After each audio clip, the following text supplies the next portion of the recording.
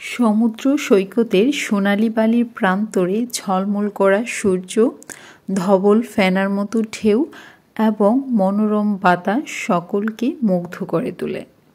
Hello viewers, হাজির হয়ে গেলাম সাইফান সারার সমুদ্রে কাটানো আরও কিছু সুন্দর মুহূর্ত নিয়ে।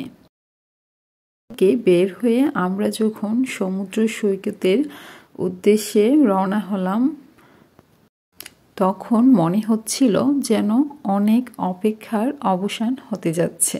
যেতে যেতেই একটু ঘোড়া দেখাচ্ছিলাম সারাকে। বললাম, দেখো সারা, তুমি কি জানো ঘোড়া যে দাঁড়িয়ে ঘুমায়? ও তো শুনে অবাক, আম্মু ঘোড়া কি দাঁড়িয়ে ঘুমায়?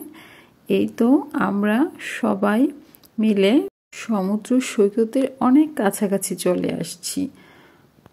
এত বালির মধ্যে যেখানে হাঁটাটাই কষ্ট হয়ে যাচ্ছিল, সেখানে আমরা সকলে রীতিমতো দৌড়াচ্ছি। আর এসেই কোনো অপেক্ষা না করে সরাসরি সমুদ্রের পানিতে। এই যে দেখেন সারা কতটা ভয় পাচ্ছে।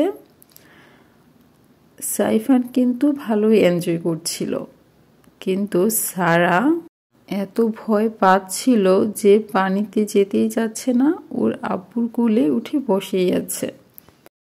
ওদের আব্বু অনেক চেষ্টা করছিল একটু ইজি করার সারাকে, যে দেখো একটু পানিতে নামো, অনেক ভালো লাগবে, কিন্তু সারা এত ভয় পাচ্ছিল, পানিতে নামতেই যাচ্ছে না। বিশাল ঢেউ আসছিল আর সারার ভয়ের জন্য বেরিয়ে যাচ্ছে। আর সাইফান তো পানিতে অনেক ঝাপাঝাপি করছিল। অ্যাট লাস্ট সারা পানিতে নেমে গেল। সারাকে একদম কম পানি যেখানে ছিল, ওখানে ওর কাজিনদের সাথে একটু নামানো হলো। এই যে দেখেন, এখন কিন্তু ভালোই আনন্দ করছে এবং পানিতে নেমে মজা পাচ্ছে। প্রথম যে ভয়টা পেয়েছিল সেটা অনেকটাই কেটে গেছে। এই তো ওর আব্বু আবার সারাকে ডাকছে যে আসো, আমাদের সাথে আসো, দেখো আমরা পানিতে কত মজা করছি। কিন্তু সারা তো সমুদ্রের গভীরে যেতেই চাচ্ছে না। এই যে আমার হাত ধরে অনেক ভয় পাচ্ছে, যাবে না যাবে না বলতেছে। ওর আব্বু অনেকটা জোর করেই ওকে নিয়ে গেল, যে তোমার ভয়টা তো কাটতে হবে মা, তুমি একটু আনন্দ করো, সামনে আসো। এখন দেখেন অনেকটাই এনজয় করছে। সমুদ্রে গিয়ে যদি পানিতেই ভালোভাবে ঝাপাঝাপি না করলো, তাহলে কিসের মজা বলেন তো? এই তো সাইফান তো অনেক মজা করছিল, অনেক বেশি।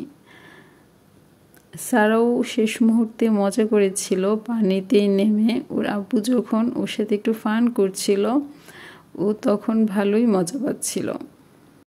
আর এখানে দেখেন সাইফান সারার মামা আর কাজিন মিলে কতটা সামনে চলে গিয়েছিল আর ইচ্ছে মতো ফান করছিল, গোসল করছিল।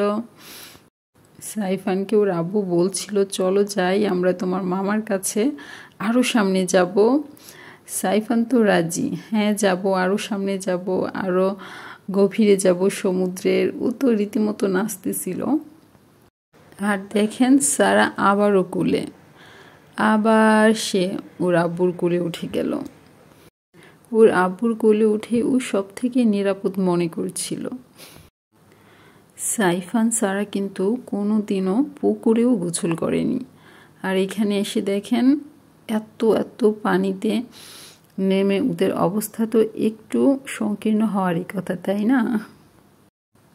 তারপর আলহামদুলিল্লাহ সাইফান অনেক মজা করছিল এবং ও পানিতে নামতে পেরে পানির